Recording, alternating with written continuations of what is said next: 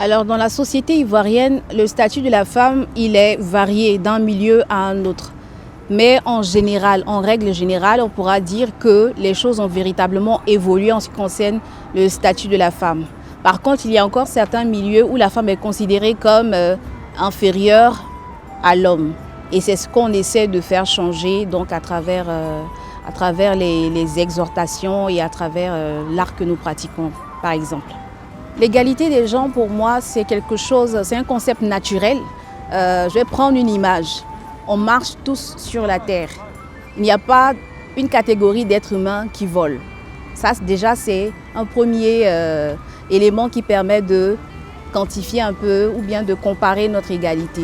Et il y a aussi le fait que ça a été consacré par la Déclaration universelle des droits de l'homme, déclaration pour laquelle la Côte d'Ivoire est signataire. Donc pour moi, c'est un concept qu'il faut mettre en pratique et qu'il faut accepter, en tout cas dans les consciences populaires, parce que c'est un concept qui a son sens et qui est adapté à notre société.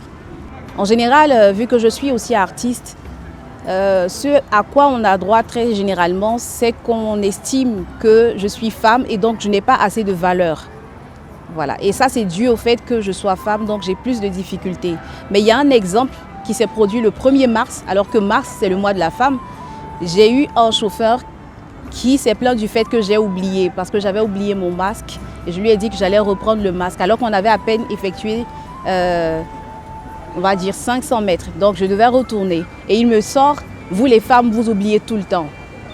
Et tout de suite, je l'ai rappelé sur le fait que l'oubli n'est pas un défaut lié au genre.